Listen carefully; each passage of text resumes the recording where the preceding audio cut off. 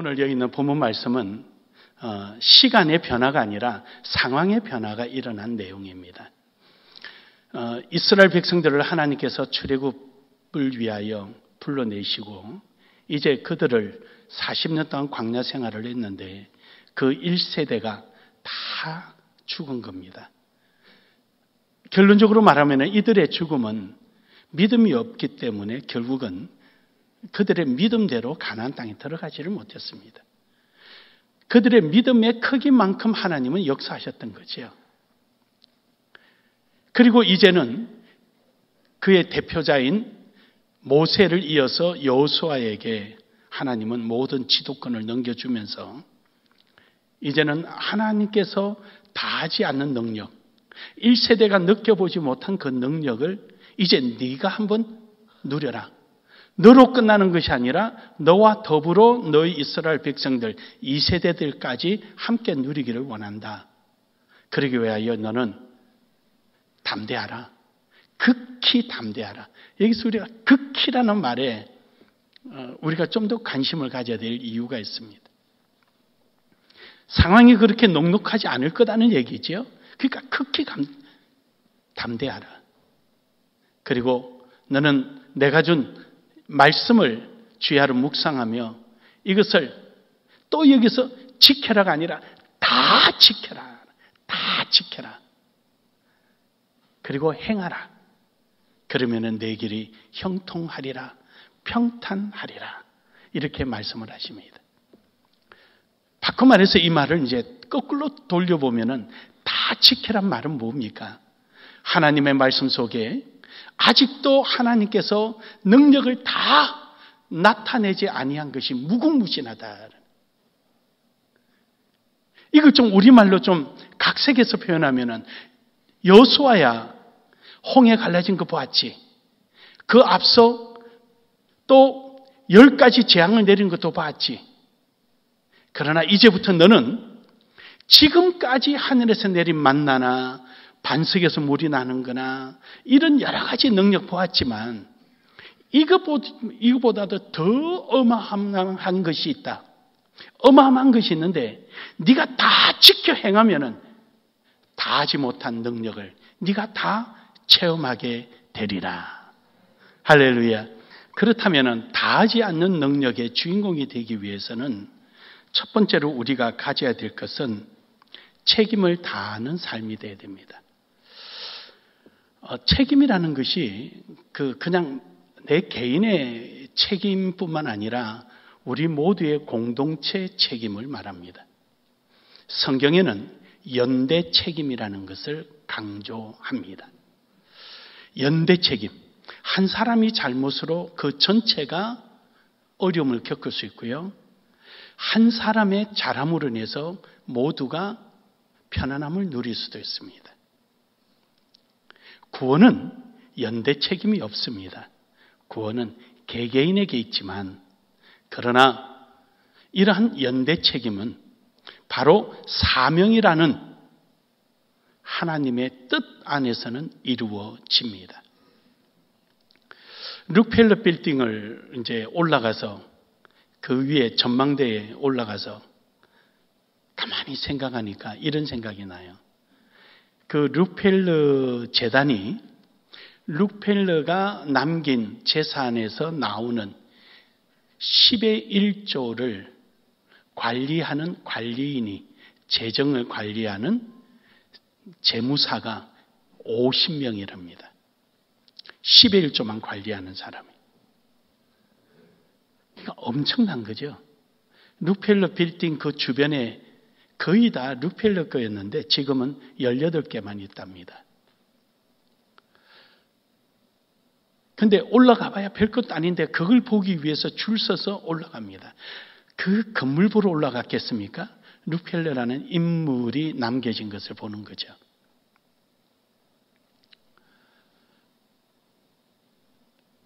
그러나 성경 속에서도 그 한 사람이 잘하면은 복을 받기도 하고 한 사람의 잘못으로 모두가 어려움을 겪기도 하는 연대 책임이란 부분도 없지 않아 있습니다. 다윗이라는 한 인물 때문에 이스라엘이라는 나라가 세워지게 되고, 아간이라는 한 사람 때문에 그 조그마한 아이성의 공격이 실패로 돌아가게 되고, 한 사람의 그릇된 이방 여인 바알 선지자나 바알 신을 섬기고 이런 일로 인하여 14,000명이 연병에 걸리고 죽음을 당하는 이런 일도 일어나게 됩니다. 왜 그러면 하나님은 이러한 연대 책임을 물으시는가? 연대 책임을 갖게 되는 이유는 궁극적으로 하나님의 뜻이 그들을 통하여 행해지고 있기 때문입니다. 하나님께서는 나눔의 교회라는 교회를 세우신 이유가 나눔의 교회를 통하여 하나님의 뜻이 있다는 것입니다. 여러분은 개개인이 어떻게 해서 나눔의 교회에 등록하시게 되고 교인이 되어 과정은 각자 다를 수가 있겠지만, 그러나 하나님의 섭리에 의하여 여러분이 이곳에 오게 되고 이곳에 와서 나눔의 교회라는 교회의 한 지체가 되어서 우리는 나눔의 교회를 통한 하나님의 만세전에 계획하셨던 그 뜻들을 우리는 함께 공유하게 되고 함께 그 사명을 짊어지게 되고 그 사명을 짊어짐으로 책임을 갖게 되기 때문입니다. 이것이 바로 연대 책임이 되는 것입니다. 하나님은 여러분의 개개인을 보는 것이 아니라 여러분을 통하여 나눔의 교회를 보는 것입니다. 하나님은 여러분의 삶을 보는 것이 아니라 여러분의 삶을 통하여 하나님의 뜻을 바라보고 있습니다. 그래서 우리 한 사람이 굉장히 중요합니다. 이러한 연대 책임을 일반 사회 경영학에서는 위기관리 능력이라고 표현을 합니다. 위기관리 팀들이 있습니다. 물론 우리 교회도 위기관리에 대한 플랜을 가지고 있습니다. 우리 교회의 존립에 있어서 가장 중요한 역할을 하는 것은 하나님 말고 우리 속에서 가장 중요한 역할을 하는 담임 목사. 목사가 비도덕적이고 비윤리적이고 비상식적일 때 교회는 부흥되지 않는다. 목사의 실력이 없을 때 교회는 더 이상 머물지 않는다. 그러니까 목사가 가장 위기의식의 1번이에요. 두 번째로는 하나님께서 나눔의 교회에 맡기신 그 사명을 처음과 나중에 언제든지 변함없이 그것을 잘 수행하고 있는가? 이게 두 번째. 우리 교회 위기관리 능력에 대해서 58가지가 정리가 쫙 되어 있습니다. 하나님이 저에게 사업가로 불러주셨던 이유가 있거든요. 여러분은 아무렇지도 않는 것 같지만 여러분은 별로 중요하게 여기지 않는데 저는 굉장히 중요하게 여기는 게 있고, 여러분은 굉장히 중요하게 여기는데 저는 순위가 저 뒤로 떨어지는 이유도 그런 데 있습니다. 우리 교회는 58가지가 정리가 되어 있습니다. 이런 상황일 때 이게 제일 중요, 1대 책이 제일 중요. 그래서 지지난주에 화장실 몰래 카메라 설치할까 싶어서 그걸 가려내는 기계를 고가를 들여서 사놓는 이유가 그런 겁니다. 다 그런 이유 때문에. 왜 주일학교는 1층에 주고 식당은 5층에 꼭대기 주는가? 불은 위로 가지 밑으로 내려오지 않으니까 그렇게 두는 겁니다. 왜 저쪽 뒤쪽으로 문을 만들어 놓는가? 주일학교 아이들이 빨리 도망가라고. 여차할 때는. 이게 전부 다 교회가 가지고 있는 위기관리 시스템이에요. 여러분, 이처럼 하나님께서는 우리에게 공동적으로 우리가 가져야 될 책임, 우리가 가져야 될 방향성, 이런 것들이 우리에게 주어져 있기 때문에 우리는 한 사람이 아니라 바로 나는 나눔의 교회다라는. 따라합시다. 나는, 손도 이렇게 해가지고요. 나는 나눔의 교회다. 나눔의 교회다. 나눔의 교회다. 할렐루야. 그래요, 여러분. 나는 나눔의 교회. 그래서 우리는 함께 더불어 주님께서 우리에게 주신 공동적인 그 책임을 감당하고 나아가는 것입니다. 그렇다면은 하나님께서 에베소서 1장 5절에서 6절에 보면은요, 그 기쁘신 뜻대로 우리를 예정하사 예수 그리스도로 말미암아 자기의 아들로 삼으시고 그의 사랑하시는 자 안에서 우리에게 거저 주시는 바 그의 은혜의 영광을 찬미하게 하려 함이니라. 하나님께서 우리를 이렇게 불러주신 이유는 우리를 통하여서 하나님의 뜻을 이루고 하나님께 영광 돌리고 하나님을 찬양하게 하기 위해서 하나님은 나눔의 교회를 두시고 나눔의 교회 안에 여러분과 저를 불러주신 겁니다. 이처럼 우리는 근본적으로 하나님의 뜻을 이루기 위하여 우리는 연대적 관계를 형성해 놓은 것입니다. 두 번째로는 이런 연대적 관계를 유대관계라고 말합니다. 유대관계.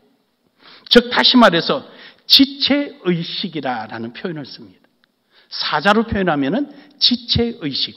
각자가 가지고 있는 포지션, 각자에게 주어진 하나님의 은사, 각자에게 주어진 하나님의 그 은혜를 통하여서 서로가 돕고 도우며 함께 연결고리가 되어서 주의 일을 감당해라고 하나님은 우리를 불러주신 겁니다. 이것이 고린도전서 12장 12절에서 18절에 이렇게 기록되어 있습니다. 구절이 그렇게 길지 않으니까 제가 말씀해 드리면은 몸은 하나인데 많은 지체가 있고 몸의 지체가 많으나 한 몸임과 같이 그리스도도 그러하니라. 우리가 유대인이나 헬라인이나 종이나 자유인이나 다 한 성령으로 세례를 받아 한 몸이 되었고 다 한 성령을 마시었느니라.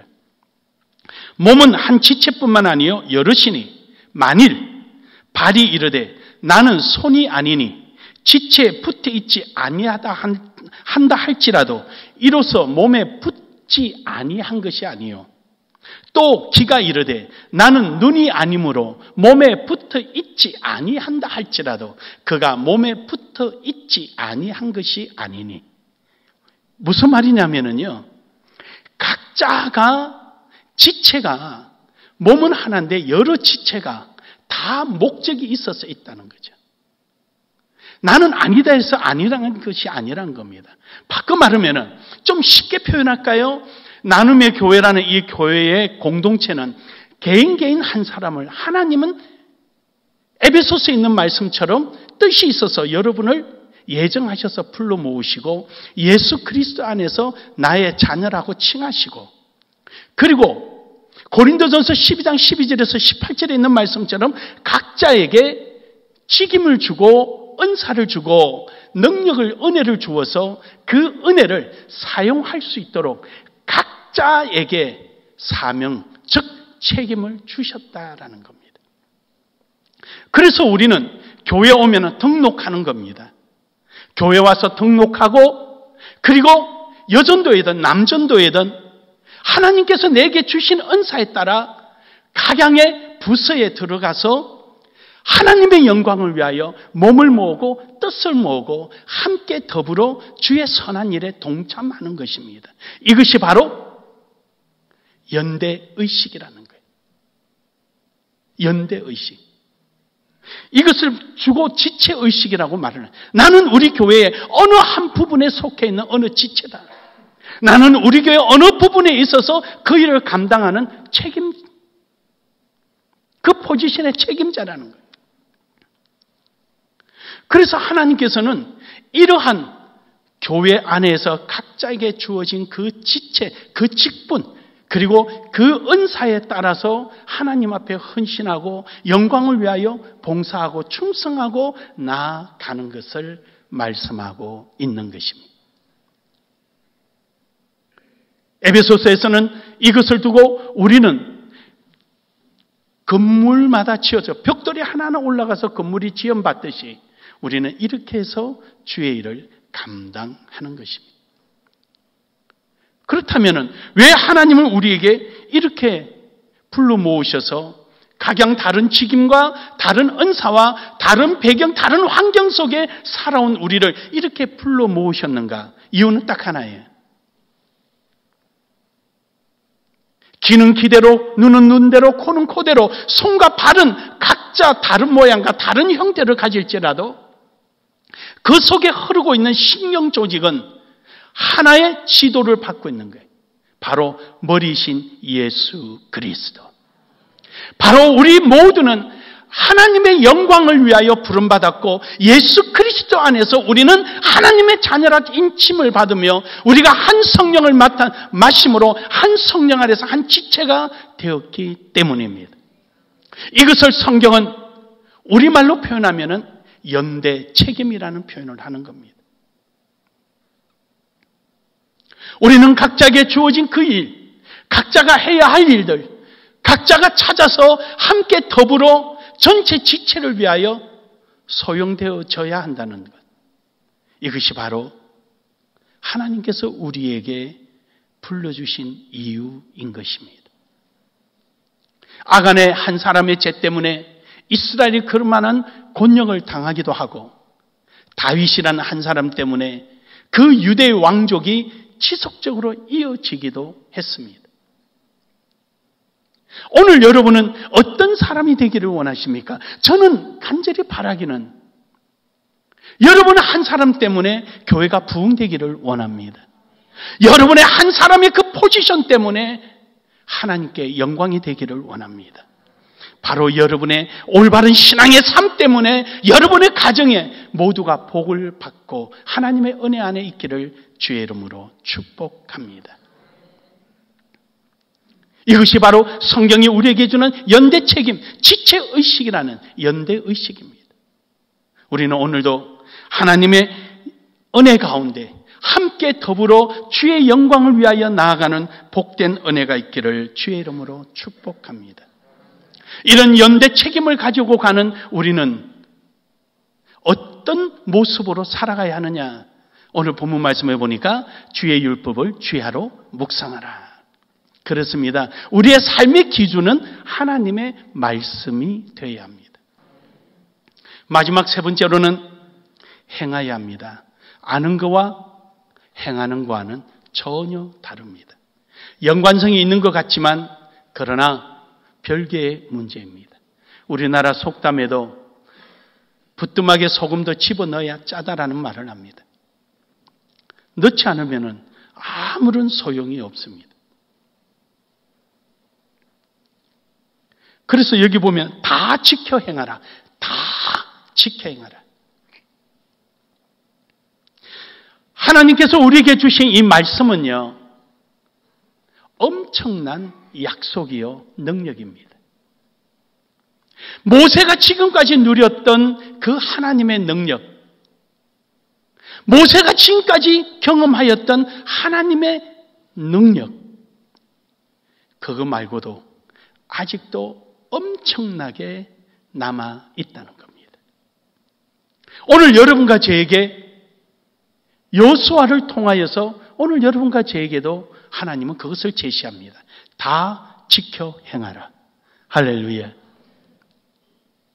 하나의 의무적이거나 책임적인 내용이 아니라 하나님께서는 여러분과 저를 너무 사랑하셔서 그 속에 있는 걸 다 지켜 행하면 준비된 은혜를 쏟아부어 주시겠다는 것. 우리가 보지도 못하고 듣지도 못했던 하나님의 능력들을 체험하게 될 것이라는 겁니다. 저는 가만히 생각하니까 하나님의 은혜가 엄청나다는 생각이 들어요. 시골 조그마한 계룡시에 있는 목사가 그 넓은 대륙에 가서 혼자 뛰어다녀도 전혀 부족함이 없이 잘 다닐 수 있는 게 감사하고, 먹고 싶은 거 먹기 싫은 거 골라낼 수 있어서 감사하고, 그리고 내 마음껏 생활할 수 있어서 감사하고, 모든 게 감사한 거예요. 거기에 십몇 년씩 살은 분도 나만큼 말이 잘 안 되는 거 보니까 훨씬 나도 감사하고, 그 상대에서 감사하다는 게 아니라 그분은 맨날 그 뭐 한국인들하고 사는 동네에 있으니까 뭐 그럴 수밖에 없겠지만, 나 때문에 비행기가 있다는 게 감사하고, 다 감사한 거예요. 여러분, 우리가 생각해 보면은요, 하나님의 능력은 내가 생각지도 못한 밖에도 있는 거예요. 여러분, 우리가 결혼할 때는요, 호텔은 비싸서 상상도 못하고요, 잘해야 장급 같습니다. 그냥 여관이 아니고 장급. 그냥 여관은 싸고 장급은 좀 비싸잖아요. 미국 한번 가려면은 싼 거 골라서 먹으러 돌아다녀야 되고, 그때 정보도 없잖아요. 길거리에서 앉아 먹자니 체면이 구겨지고, 들어가서 먹자니 뭘 시켜야 될 줄 모르고.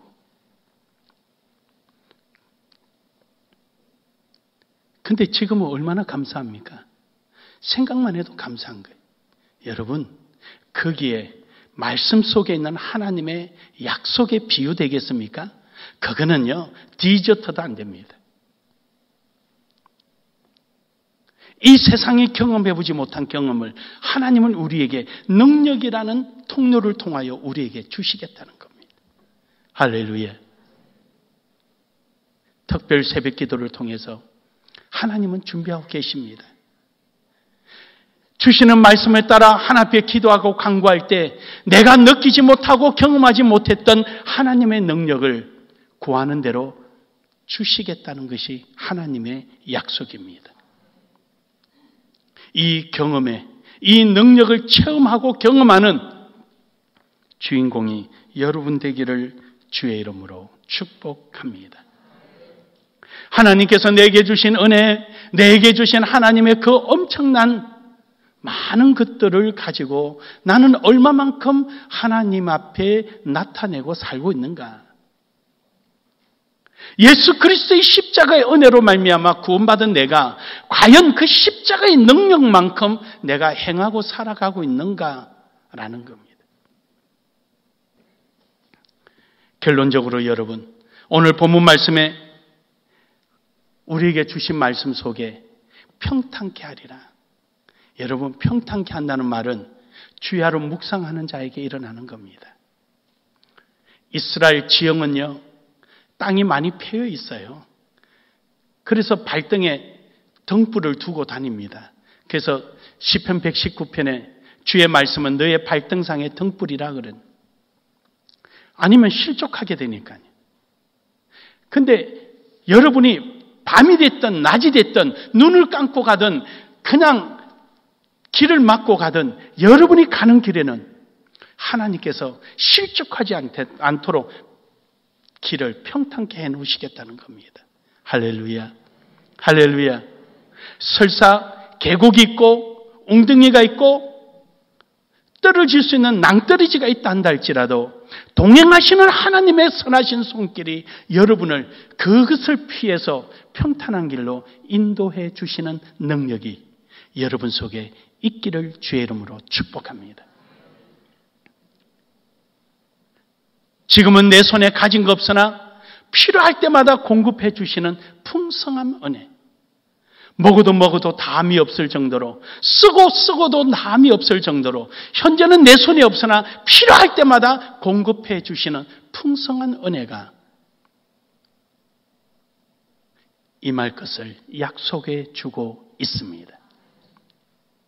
사랑하는 여러분, 우리는 공동 책임을 지고 연대 책임 속에 지체의식 속에 우리에게 맡기진 그 일을 능히 감당하고 오늘도 하나님께서 우리에게 약속해 주신 바 말씀 속에 숨어있는 그 엄청난 아직도 경험해보지 않고 아직도 보지 못한 하나님의 능력의 주인공이 되셔서 여러분이 내딛는 발걸음마다 굽은 길이 곧게 되고 막힌 담이 무너지고 패인 길이 평탄한 길로 되며 부족함이 없도록 풍성함을 체험을 받는 여러분의 삶이 되기를 주의 이름으로 축복합니다. 축복합니다.